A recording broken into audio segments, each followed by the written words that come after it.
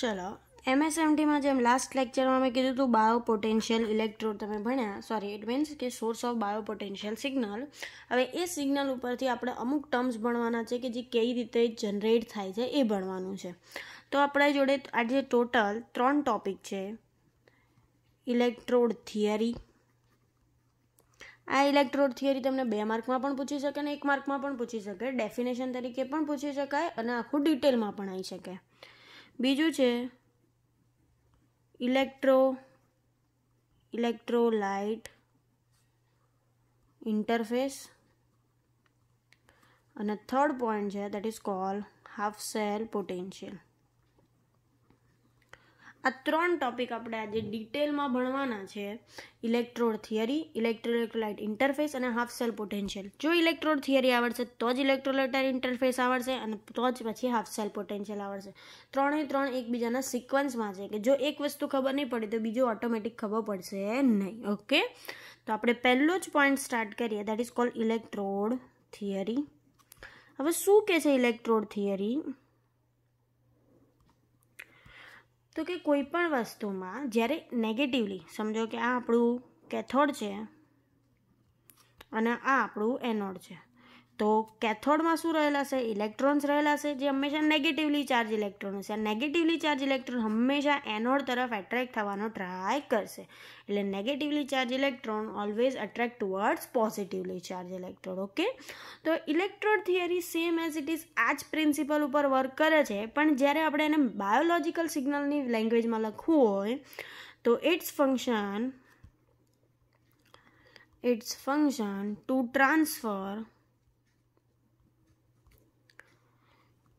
charge between ionic solution and metallic conductor.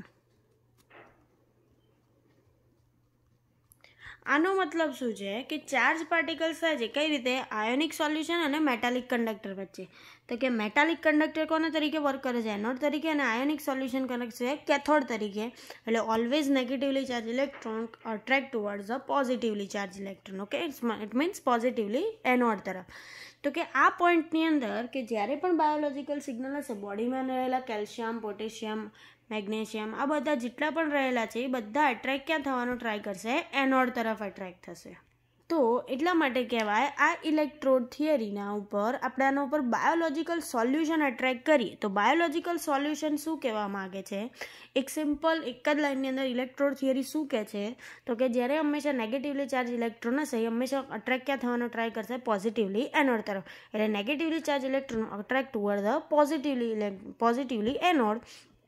અને જ્યારે આ બંને વચ્ચે કેમિકલ એક્સચેન્જ મિકેનિઝમ થતી હોય એ સિગ્નલને તમે કેપ્ચર કરો that is called biological signal. Okay, તો હવે આ સિગ્નલને આપણે ઇલેક્ટ્રોડ થિયરીમાં કેટલું તમે લખી શકશો? તો આપણું ટર્મ અહીંયા છે the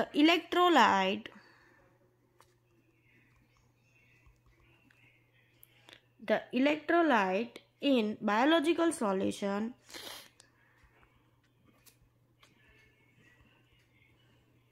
and body contain ions which are used by electrodes to conduct current, and this biochemical activity to sense biopotential. Okay, તો આ શું કહે છે કે ઇલેક્ટ્રોલાઇટ સોલ્યુશન એટલે ઇલેક્ટ્રોલાઇટ એવું છે જે બાયોલોજિકલ સોલ્યુશન અને બોડી ટિશ્યુ કન્ટેનમાં જે આયન રહેલા છે which are by electrode to conduct current, externally કરંટને કન્ડક્ટ કરવામાં આવે છે. જે બાયોકેમિકલ એક્ટિવિટી થાય તેને બાયોપોટેન્શિયલ દ્વારા સેન્સ કરવામાં આવે છે. એટલે નેગેટિવલી ચાર્જ જે પણ ઇલેક્ટ્રોન હશે એ હંમેશા ક્યાં એટ્રેક્ટ થશે? પોઝિટિવલી તરફ. અને એ બંને વચ્ચે જે કેમિકલ રિએક્શન જોવા મળશે એને આપણે કહી શકીએ ઇલેક્ટ્રોડ થિયરી.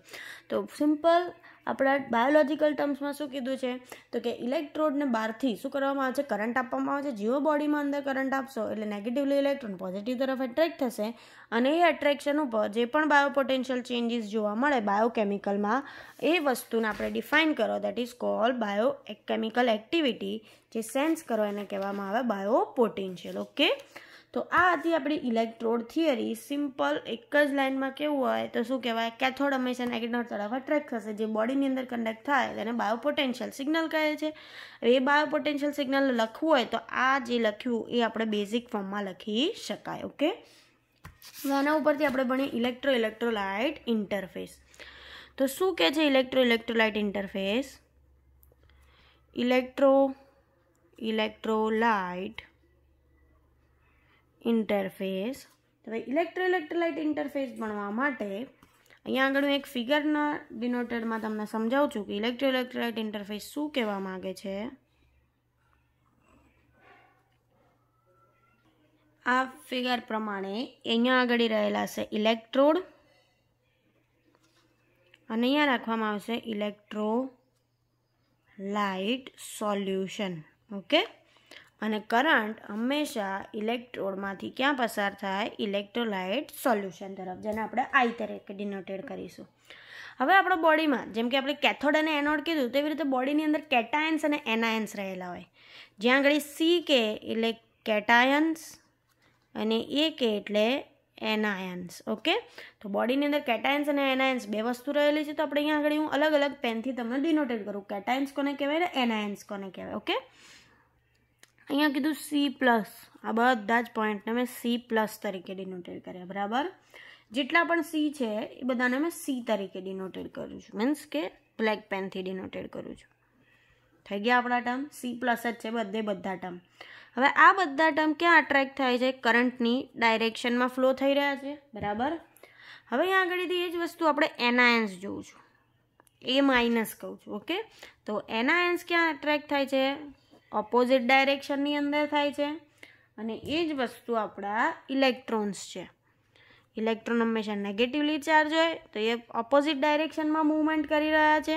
ઓકે, તો આપણું સર્કિટ છે. હવે સમજો કે શું કહેવા માંગે છે. ચલો, પહેલાં તો શું કીધું, એક બાજુ ઇલેક્ટ્રોડ મૂકવામાં આવ્યું છે, એક બાજુ ઇલેક્ટ્રોલાઇટ સોલ્યુશન છે. બંને વચ્ચે અત્યારે હાલ પૂરતું તો સેપરેશન છે. હાલ પૂરતું સેપરેશન છે એટલે આના ઉપર કોઈ પણ પ્રકારની કેમિકલ રિએક્શન થતું નથી. હવે અહીંયા આગળ શું કરવામાં આવે છે? આ C+ એટલે કેટાયન્સ છે. C+ બોલો કે એકલું C બોલો, બંને કેટાયન્સ જ છે. તો આ કેટાયન્સ છે એ અહીંયા આગળ કરંટ જે નીચે દેખાય છે કરંટ, તો કરંટનો ફ્લો આપણને કઈ બાજુ દેખાય છે? ઇલેક્ટ્રોડથી ઇલેક્ટ્રોલાઇટ સોલ્યુશન તરફ. તો કરંટનો ફ્લો ક્યાં થઈ રહ્યો છે? કે ઇલેક્ટ્રોલાઇટ સોલ્યુશનની. જે અત્યારે હાલ પોઈન્ટ બોલું છું એ જ મોસ્ટ ઇમ્પોર્ટન્સ છે. તો કે કેટાયન્સનો ફ્લો કરંટની સેમ ડાયરેક્શનમાં તમને જોવા મળી રહ્યો છે. ઓકે, એટલે કે C+ ક્યાં આગળ મૂવમેન્ટ થઈ રહી છે? કરંટની સેમ ડાયરેક્શનમાં થઈ રહી છે. ઓકે, એનાયન્સ છે એ કરંટની કેવી ડાયરેક્શનમાં થઈ રહ્યું છે?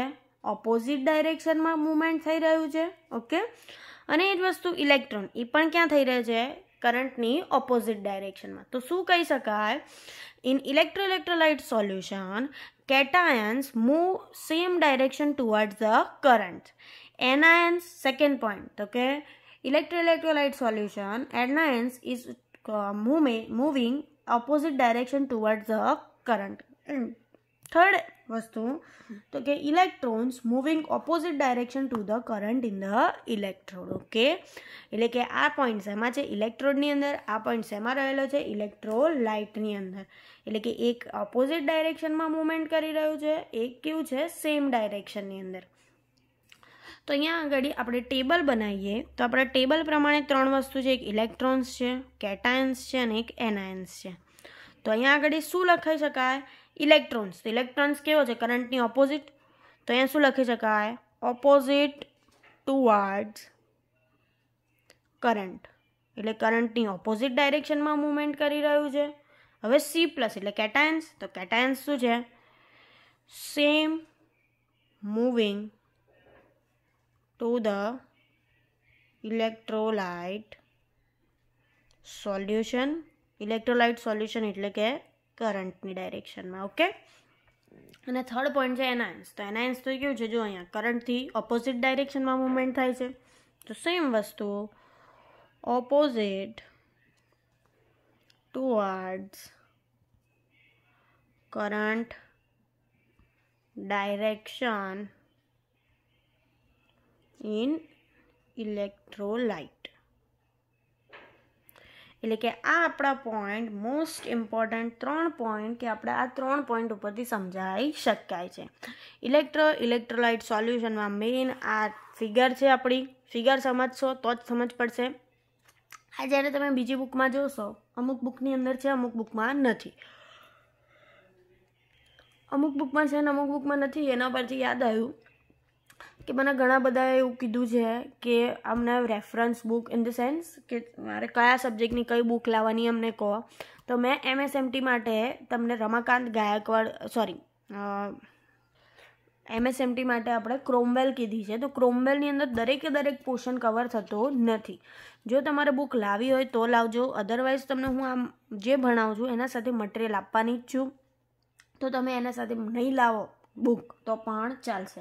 જે અતુલની બુક છે, જેમ કે તમારી બુક છે BEની અને સેમ એઝ ઇટ ઇઝ તમારી આપણે MEની બુક, તો આ બંને બુકની અંદર તમને ઓલમોસ્ટ મળી જશે. DCNમાં પણ મળી જશે, પણ MSMT આખું તમને બુકમાંથી મળશે નહીં.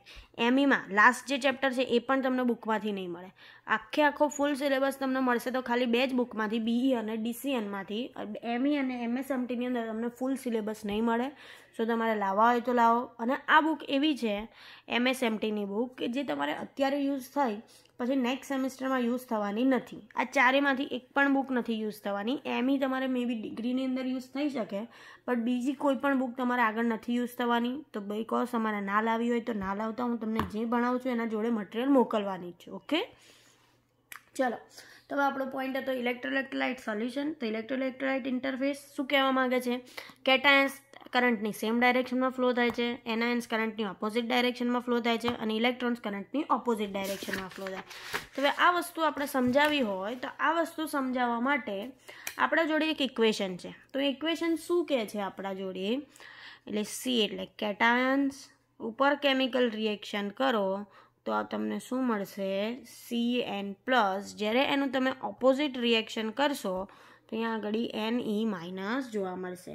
એટલે કે કેટાયન્સ ઉપર જ્યારે તમે કેમિકલ રિએક્શન કરશો તેમાંથી કેટાયન્સ અને જોડે ઇલેક્ટ્રોન શું થશે? આપણને છૂટા પડતા જોવા મળે છે. ઓકે, એટલે હવે આ વસ્તુ કેટાયન્સમાં કરી એ જ વસ્તુ આપણે એનાયન્સમાં પણ કરી શકીએ.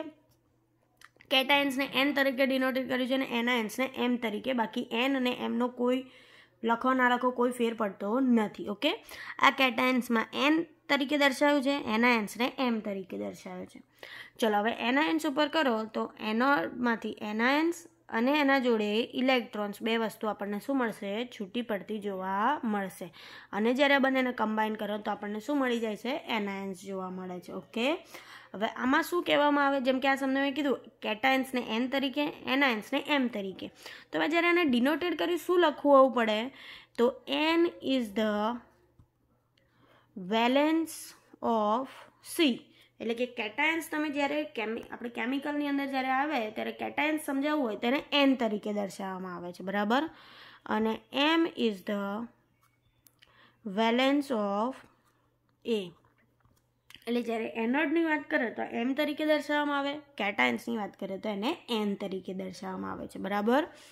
હવે આના ઉપરથી આપણે 3 ઇલેક્ટ્રોડ યાદ રાખવાના છે. ઇલેક્ટ્રોલાઇટ સોલ્યુશન ઉપરથી તમે મોસ્ટલી કઈ વસ્તુ તમે મેઝર કરી શકો છો, બરાબર.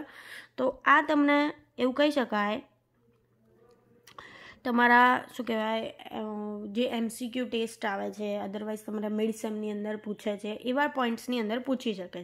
તો બાયો પોટેન્શિયલ ઓફ બોડી, પણ એમાં કયા મેઝર કરવાનું?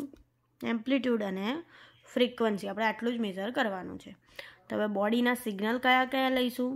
બોડીના સિગ્નલ લેતાની સાથે એનું એમ્પ્લિટ્યૂડ કેટલું હશે અને એ જ વસ્તુ એની ફ્રીક્વન્સી કેટલી આપણને જોવા મળશે, બરાબર. એમ્પ્લિટ્યૂડ હંમેશા વોલ્ટમાં મેઝર થાય એટલે મિલીવોલ્ટમાં, અને ફ્રીક્વન્સી હંમેશા હર્ટ્ઝમાં મેઝર થાય એટલે HZ તરીકે ડિનોટેડ કર્યું આપણે, બરાબર. તો બોડી સિગ્નલ આપણે 3 લઈએ છીએ, ECG 3 લઈએ, EEG અને ત્રીજું લઈ લઈએ EMG સિગ્નલ. ઓકે, તો ECG, EEG અને EMG આ 3 સિગ્નલ લીધા. ECG એટલે ઇલેક્ટ્રિકલ એક્ટિવિટી ઓફ હાર્ટની મેજર કરશે, ઇલેક્ટ્રિકલ એક્ટિવિટી ઓફ ધ બ્રેનની મેજર કરશે અને electrical activity of the muscles measure કરશે. તો હવે ECGનું એમ્પ્લિટ્યૂડ કેટલું હોય? 0.5થી લઈને 4 મિલીવોલ્ટ જેટલું આપણને જોવા મળશે. ન્યૂબોર્ન બેબીથી લઈને એડલ્ટ સુધી, તો ન્યૂબોર્ન બેબીના 0.5થી લઈને 4 સુધી આપણને જોવા મળી શકે છે. અને જ્યારે એ જ વસ્તુની ફ્રિકવન્સી તો 0.01થી લઈને આપણને કેટલી 250 હર્ટ્ઝ સુધી જોવા મળે છે. That is called ECG. આ કોના ઉપરથી આટલી મેજર કરી શકો છો? તો કે ઇલેક્ટ્રોલાઇટ સોલ્યુશનની મદદથી મેજર કરી શકાય. ઓકે, નેક્સ્ટ આપણો પોઈન્ટ છે EEG. તો EEGમાં આપણે શું મેજર કરી શકીએ છીએ?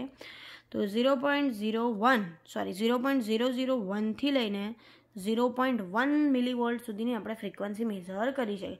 0.001 એટલે બહુ નરી આંખે પણ તમે ના જોઈ શકો એવી ફ્રિકવન્સી, એટલું એમ્પ્લિટ્યૂડથી લઈને 0.1 એમ્પ્લિટ્યૂડ સુધી આપણે ચેક કરી શકીએ.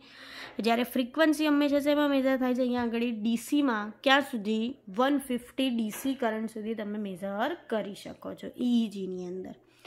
હવે EMG તો મસલ્સ તો એનાથી પણ એકદમ નર્વસ હશે, તો 0.0001થી લઈને 0.005 સુધી એટલે 5 મિલીવોલ્ટ સુધીનું તમે કન્ડક્ટ કરી શકો છો. જ્યારે એ જ વસ્તુ ફ્રિકવન્સી DC મેજર કરવી હોય તો 10,000 હર્ટ્ઝ સુધી આપણે ફ્રિકવન્સી મેજર કરી શકીએ છીએ. ઓકે, હવે જો અહીંયા આગળ આપણે આજના ટોપિકમાં શું ભણ્યા? મેં પહેલાં કીધું આપણે 3 ટોપિક ભણવાનું છે: ઇલેક્ટ્રોડ થિયરી, ઇલેક્ટ્રોઇલેક્ટ્રોલાઇટ ઇન્ટરફેસ અને હાફ સેલ પોટેન્શિયલ. હવે અત્યારે એક જ સાથે આ બંને ટોપિક સિમિલર જેવો છે, તો તમારે બંનેને કન્ફ્યુઝ થઈ જશે. એટલે અત્યારે 2 ટોપિક ભણાય, ઇલેક્ટ્રોડ થિયરી અને electrolyte interface. Half cell potential next લેક્ચરમાં કરાવીશ, બિકોઝ ઇલેક્ટ્રોઇલેક્ટ્રોલાઇટ ઇન્ટરફેસ અને હાફ સેલ પોટેન્શિયલ બંને એક સરખા જેવા છે. જો બંને સિમિલર થઈ જશે તમે કન્ફ્યુઝ થશો. અને એક ક્વેશ્ચન સ્કીપ કરાયો નથી, GTUની અંદર 100% પૂછાય જ છે. ઓકે, તો ચાલો પહેલાં આપણે ભણ્યા ઇલેક્ટ્રોડ થિયરી. તો નેગેટિવલી ચાર્જ ઇલેક્ટ્રોન હંમેશા પોઝિટિવલી તરફ એટ્રેક્ટ થાય, એટલે આયોનિક સોલ્યુશન હશે મેટાલિક કંડક્ટર તરફ એટ્રેક્ટ થવાની પ્રોસેસ છે એને કહી શકાય ઇલેક્ટ્રોડ થિયરી કહી શકાય. બીજો આપણે ટોપિક ભણે ઇલેક્ટ્રોઇલેક્ટ્રોલાઇટ ઇન્ટરફેસ. તો ઇલેક્ટ્રોઇલેક્ટ્રોલાઇટ ઇન્ટરફેસનું કામ શું છે? 3 વસ્તુ છે: કેટાયન્સ, એનાયન્સ અને ઇલેક્ટ્રોન. તો કેટાયન્સ છે કરંટની સેમ ડાયરેક્શનમાં ફ્લો થાય, એનાયન્સ છે કરંટની ઓપોઝિટ ડાયરેક્શનમાં ફ્લો થાય, ઇલેક્ટ્રોડ પણ કરંટની ઓપોઝિટ ડાયરેક્શનમાં ફ્લો થાય. અને એના ઉપરથી આપણે ઇલેક્ટ્રોન્સનું ઇક્વેશન બનાવ્યું. અને ઇક્વેશન ઉપરથી આપણે જોયું કે આ ઇલેક્ટ્રોઇલેક્ટ્રોલાઇટ સોલ્યુશન ઉપરથી આપણે કેટલી વસ્તુ મેજર કરી શકાય, ઇન ધ સેન્સ કેટલી આપણી બોડી ફ્રિકવન્સી મેજર કરી શકાય. તો આ આટલી વસ્તુ આપણે કરી રાખજો. નેક્સ્ટ ટોપિકની અંદર હાફ સેલ પોટેન્શિયલ કરાવડાવીશ, બિકોઝ એ બંને સરખા થઈ જશે, કન્ફ્યુઝ થઈ જશો, એટલા માટે નેક્સ્ટ ટોપિક કરાવીશ. Okay, thank you.